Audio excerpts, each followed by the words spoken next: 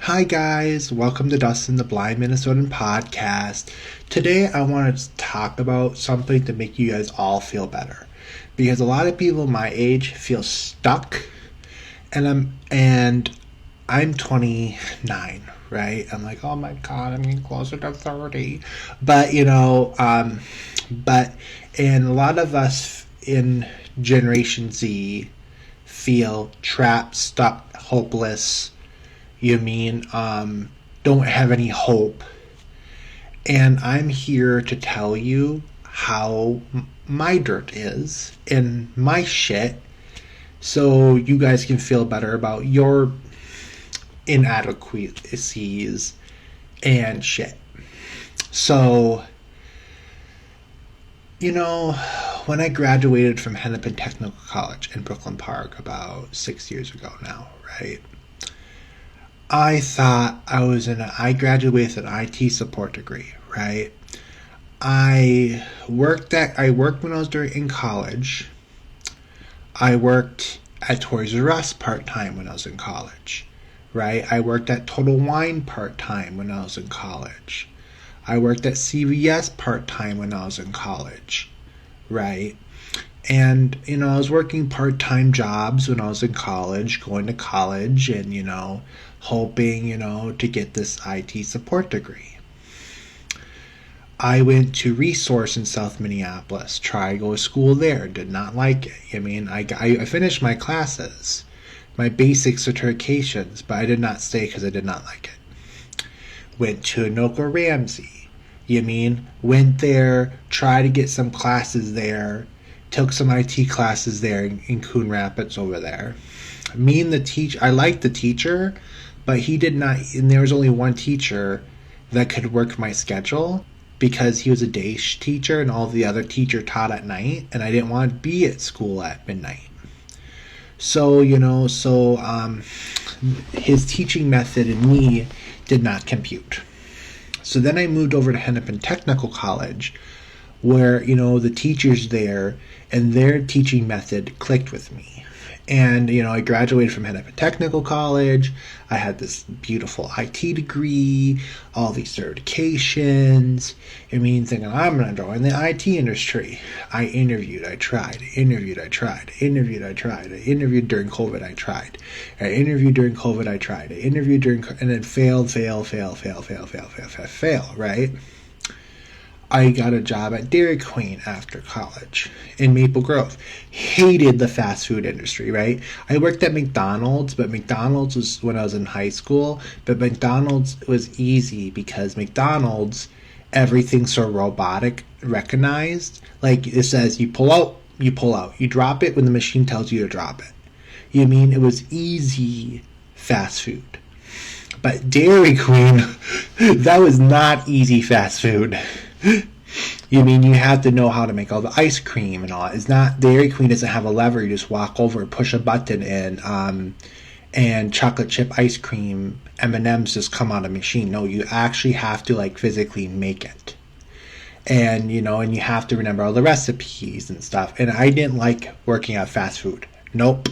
People are too picky when it comes to their food and stuff, and I couldn't stand it. So then I got a job at Nordstrom Rack of Maple Grove. And what I did at Nordstrom Rack of Maple Grove is, I would walk to work and walk back home from work. I would take Ubers home if the days I was tired, right? Because in Maple Grove, I got around by Uber. My number way around of getting around to Maple Grove was Uber. So I would just bite the bullet and just Uber places, right? So what I did at the Nordstrom Rack of Maple Grove is I sold men's clothing and I did cashiering.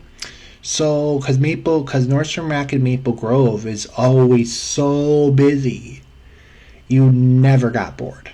You never got bored. Trust me, that Nordstrom Rack in Maple Grove is making money. If they ever close that store, it's because of bad management. Trust me, that Nordstrom Rack in Maple Grove should always be making money. Because that store is always crammed with customers. It's a lot of women. So buying things for their husbands, buying things for themselves, buying things for their kids. You mean? So I was always busy cashiering, stocking men's clothes, running the men's fitting room, helping with men with their shoes. I loved working at Nordstrom Rack.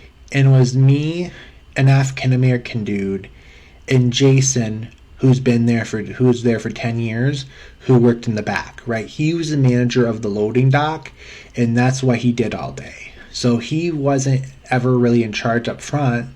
The African American kid guy we hired, he only did cashiering. So pretty much I had all the free run of the men's clothing department, because none of the Jason didn't want to do it, the cashiering guy up front didn't want to do it. So it was just me, right? So when it was slow up front, or when they had enough cashiers, it was just me stocking the men's department. And I liked it. I really liked it. And there was a woman that was in charge of the store, Maple Grove, called Hannah. And Hannah was a nice lady. I missed talking and spending time with her. And there was another nice lady I worked with called Lane. And I worked with two really nice ladies on the floor. And there was another lady sometimes that would show up called Savannah. And Savannah did the female changing room. The female changing room was always so busy that was her full-time job, was dealing with just the female changing room. So Savannah was awesome. So I worked with three awesome, and Latasha / Tasha she ran the front end cash registers, right? So I worked with all these powerful, strong ladies, right? And my life was going to plan, and women and guys, right? We don't see things eye to eye all the time. So of course we had some arguments at work about how things should be done, how our views on credit cards, because a lot of the women would want people to do credit cards, right? Me as a guy, I'm like, I don't want to push credit cards because credit cards are evil. So I didn't want to push credit cards. So me and the women would fight over things like, should we push credit cards? How much credit cards should I pushing, right? I didn't feel comfortable pushing the credit cards, right?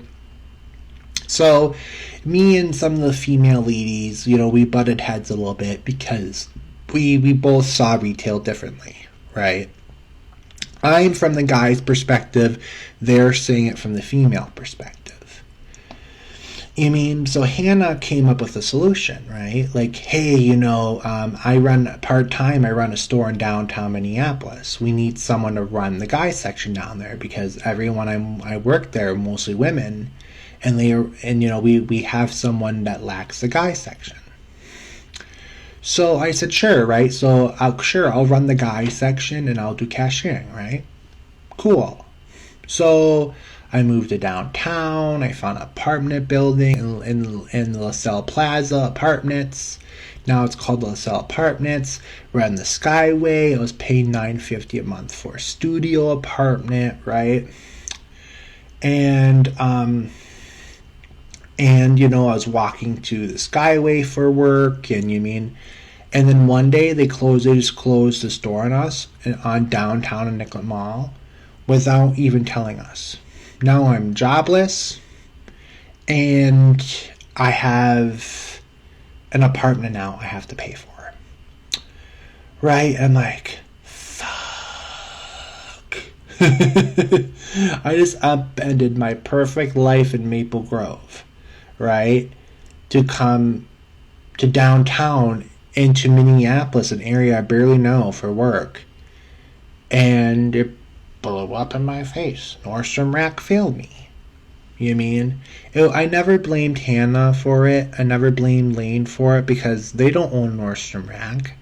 They couldn't control that Nordstrom decided to close the store. So I don't blame them for that. If I ever run into Hannah and Lane again, those girls better be prepared for a big hug. because I miss seeing them. You know what I mean? I miss hanging out with them, and they were pretty cool. They were relaxed. They enjoyed. They really had a passion for what they did, and they really loved running that damn store. So you know what I mean? So that's when I got the job at Mall of America, right? I didn't move to downtown to work in Bloomington. If I wanted to work at the Mall of America, I would just move to Bloomington. You know what I mean? So then I was taking the D-line bus, right? From downtown Minneapolis, that goes from Brooklyn Center through downtown Minneapolis, through Richfield to the Mall of America, right? Because it goes through Bloomington. So I would literally take, the D bus all the way down to work, right? Or the train. In the D bus, in the Blue Line train, oh my God, there's so much drinking, drug addicts, people having sex on the bus and on the train. And you know what I mean? I'm like, can you please have sex not on public transportation, please? Do it in the park. Do it in the outhouse. Do it in the bathroom stall. Do it in the middle of the freaking train.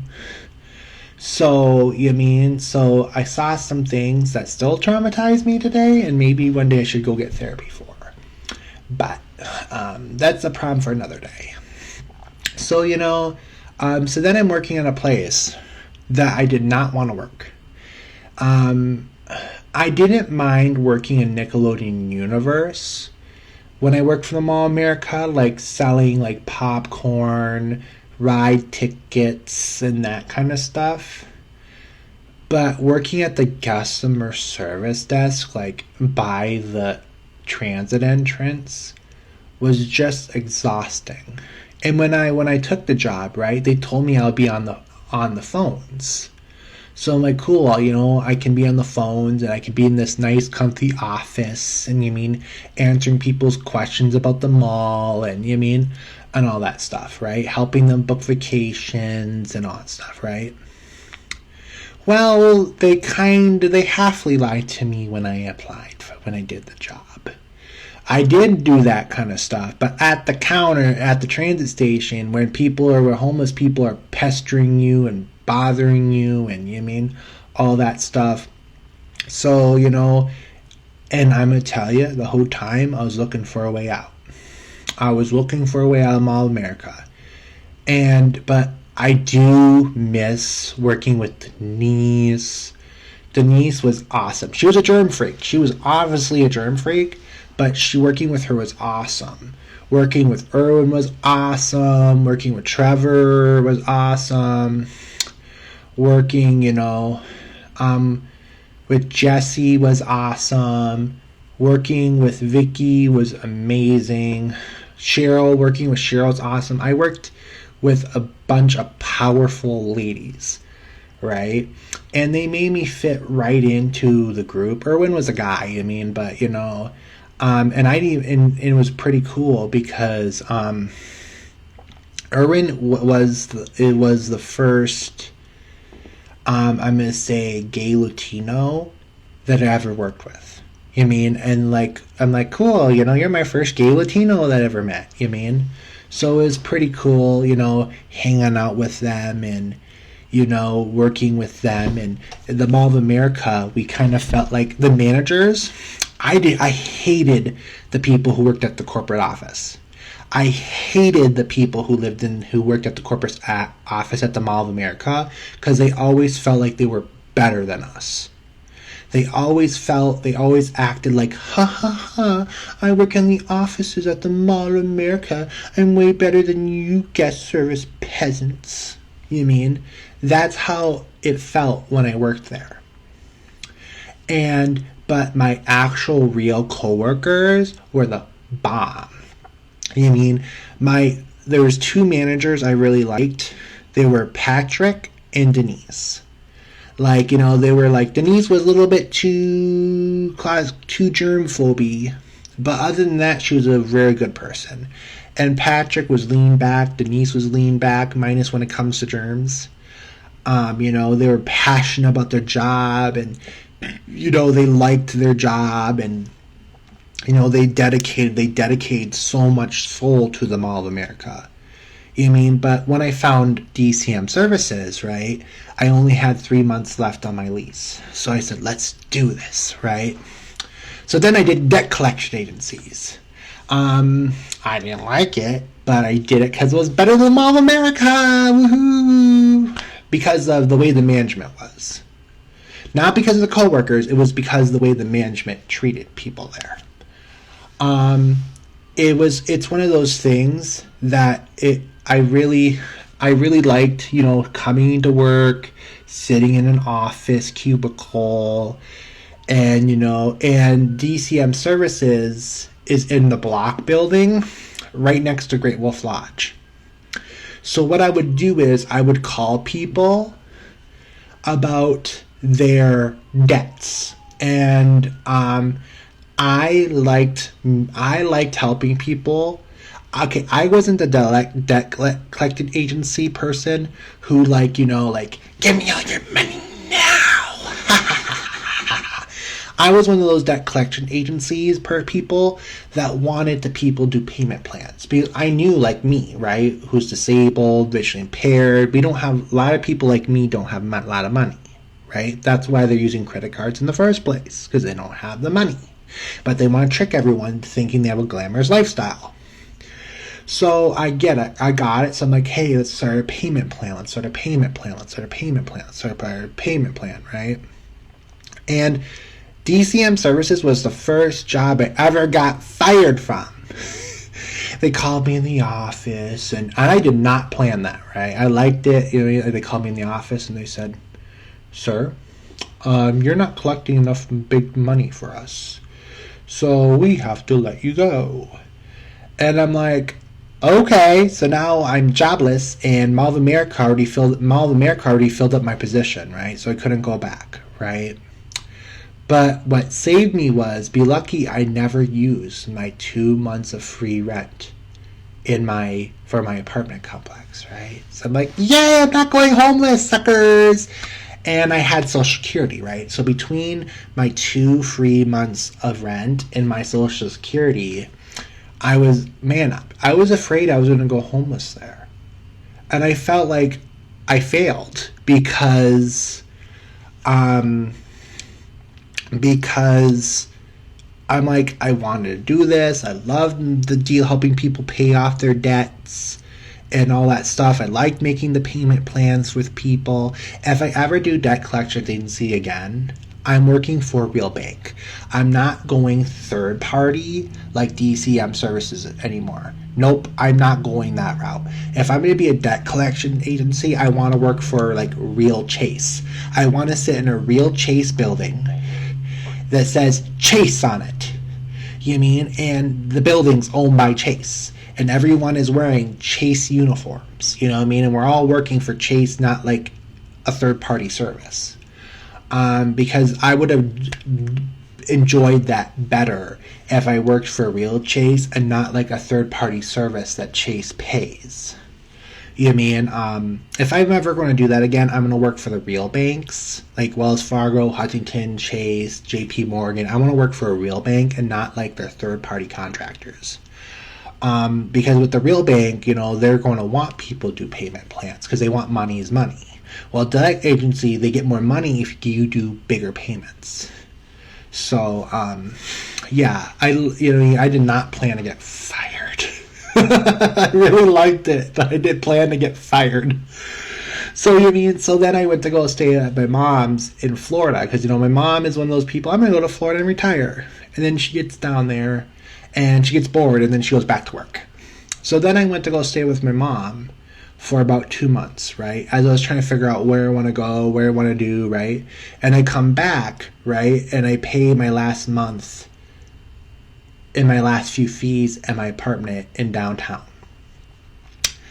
And then, when I came back up here, I looked at Columbia Heights, looked at Robbinsdale, looked at Fridley, looked at apartments in Richfield, right? And I like Columbia Heights. So I came here and I lived here and I got a job at Discount 70. And, I was working at Discount 70, living in Columbia Heights, and my mom and my stepdad decided to help me buy a condo here in Columbia Heights. And I agreed to it because I loved the neighborhood. I was working at Discount 70. I could walk to work. I was selling furniture at Discount 70. You know what I mean? And then, but what happened was, after my parents helped me buy this place, Discount 70 laid me off because they were not making enough furniture sales. And then I was jobless again. So, you know how embarrassing it is where your parents first help you buy a house and then you can't make the first house payment because you got laid off? Then I was on the bus one day helping to find jobs. I ran into this guy named Sean. Sean helped me tell, hey, there's a Mike's Discount Foods right up the block. They sell used food. Go up there and interview, right? Go up there and ask for a job. I went to that Mike's, right? And they said, hey, we're not hiring, right? And I said, okay, go up to the one in Fridley. So I didn't even know where Mike's Discount Foods in Fridley was. I only lived in Columbia Heights for like 5 months at that point, right? And I only hung on Columbia Heights because that's where I worked and lived and shopped. Because there's a Family Dollar close by my house, right? I just went and shopped there. So, So then, I ended up going to the Fridley one where I currently work, thank God. And they told me they were in a hiring freeze because they didn't know how they were doing economically. So then they sent me to Bob's Produce Ranch across the street, worked there.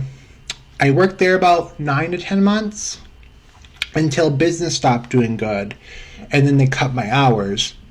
I quit, and I got a job at Mike's Discount Foods across the street. So the last, 4 years, guys, for me, have been a roller coaster, right? And when I originally moved out of my parents' house, 5 to 6 years ago, I did not plan, right? I planned to be in downtown and be successful and work in the Skyways and sell men's clothing and blah, blah, blah. After my IT dreams fell apart, right? But nope, now I'm in Columbia Heights and MSA, I wanted the downtown Minneapolis dream, right? It did not happen for me. Now my ship was supposed to be heading towards the downtown Minneapolis island. A windstorm happened, blew me, and my ship crashed in the Columbia Heights island, Fridley Island, right? But the Fridley Island has uranium, gold, coffee, sugarcane, and it has all this stuff, right, on this magical island that you never thought about. When then you realize this island that your ship crashed at in a storm is way better than the island that you were trying to get to. So, if the Nordstrom Rack in downtown Minneapolis never closed, and if corporate Nordstrom never closed it, I would have never moved to Columbia Heights. I would never worked at Discount 70. I would never worked at Bob's Produce Ranch and met my best friend Will. I met my best friend Will working at Bob's Produce Ranch. I would never met my best friend Will. I wouldn't know my friend Debbie that used to work at Mike's Discount Foods before she retired. I wouldn't know my friend Kyle, that works at Mike's with me. And I wouldn't know my friend Sean, who used to work at Mike's with me. I would have known all these wonderful people that I know now. If Nordstrom Rack never closed the store. And I'm going to say, me moving to Columbia Heights was the best thing for me, right? I have the public transportation I need because I'm visually impaired, right? I have Metro Mobility 24 hours a day. I have the 10 bus. I have the 801 bus. I have the 11 bus, right? And they take me to everything I ever need. You mean I have, I work 10 minutes away, a 10-minute Uber ride away if I take Uber, or 35 minutes if I take the bus. And 35 minutes is awfully quick if you take the bus. You mean? Boom, you mean? And that's the long bus rides. Most times, if it's quick, it takes me 10 minutes if no one's at every stop. But if everyone's at every stop, it takes about 35. And I'm used to taking a 2-hour bus ride when I worked at the Mall of America. So 35 minutes is not bad. So then you know what I mean? And I like what I do. I like working at Mike's Discount Foods in Fridley because the grocery store serves low-income people like me. So when I'm stocking the produce section, I'm helping low-income people like me, because then low-income people like me can actually buy the food, because a low-income person like me is stocking the food. So, I actually love where I live, and I'm putting this out there. So all the young people out there, right, that felt like their life is falling apart and stuff, hey, at least you didn't need your parents' money to help you get a place so you're not homeless. You mean? At least you're not living with your parents. Because technically, when my mom comes and my stepdad come to Minnesota, they stay with me. So technically, I still live with my parents. You mean? Or my parents technically part-time live with me. I don't know how to put that. But I'm very blessed. I'm not living in a hotel. I'm not living in a homeless shelter. I'm not couch hopping. I'm very blessed, right? I'm so thankful to God, that, in Jesus and all the other heavenly figures up there, that, that I have a house. I have a nice house. Most people like me don't have a condo with their parents. Most people like me right now don't even have a job. So I'm blessed. Thank God. But I'm just, coming out here to kind of tell you guys that even don't be embarrassed that you're 29 years old, still working in retail and living with your parents. Just, just be happy that you're not homeless, you're not starving to death, and you have a job. And I'm going to say in other countries like Mexico, Ecuador, Brazil, and a lot of places in Africa like Kenya, where my stepdad's from, it's normal for families to live together. Families will come together and the grandkids, parents, and grandparents will all team up together to buy a house. And they all live in this 4-bedroom house together. Even here in Columbia Heights, where I live, a lot of the Ecuadorians and other South American groups and Mexicans, they all team up. They start off in an apartment. They all team up together, buy a trailer house. Then they stay at the trailer house until they save money, and then they all buy a regular 4-bedroom, 1-bath house. And then they turn the sub-basement into another bathroom. So then they'll have 4 bedrooms, 2 baths. Because one is in the sub-basement and one is the original one. And then, they all, it's tight, but, they all live together and they have a good time. I have an Ecuadorian family who lives right outside my condo in a single-family house. Their kids, the grandpa and grandma get to watch their grandkids every day because they're the free babysitters. And, you can see the kids playing in the backyard with their dog. And, and they're happy. And, they're, living with your family, if you're on good terms, makes you happier than living by yourself, paying overpriced rents, and being depressed. So, if you can't afford to live by yourself, come down here you and your family, come down here to Columbia Heights, Fridley, Hilltop, and some parts of Coon Rapids, and all work together to buy a 4-bedroom house. You and your girlfriend or boyfriend can live in one room. Your parents can live in another room. Your grandparents can live in another room. And then the 4th room could be a room where your dogs sleep and all that stuff. And then, you can, or more kids. And you all can work together and have this nice lifestyle. And then also your bills are cheaper because you're breaking it so many different ways. And you can actually afford to live in a nice place with your families for off minimum wage jobs. So guys, It sucks if you and your family are trying to all shove 8 people in a 2-bedroom apartment, but if you guys can all work and team up, you guys can buy a 4-bedroom, 2-bath house in an older neighborhood like mine in Columbia Heights. And yeah, it's not going to be nice like a new house up in Blaine, but it's better and more affordable and more comfortable than living in a luxury apartment in downtown Minneapolis with strangers who you can't trust, or living in your own apartment and living paycheck to paycheck and barely and struggling just to pay your bills and having being chance of being homeless. So move in with your family. Do not be embarrassed. Save tons of money. Be like our Mexican, South American friends who live in my Columbia Heights area, and split the bills with your family members and live in a nice place. And you know your family members are not going to kill you in your sleep and put you in the dumpster. So I hope you guys have a good day. Bye-bye.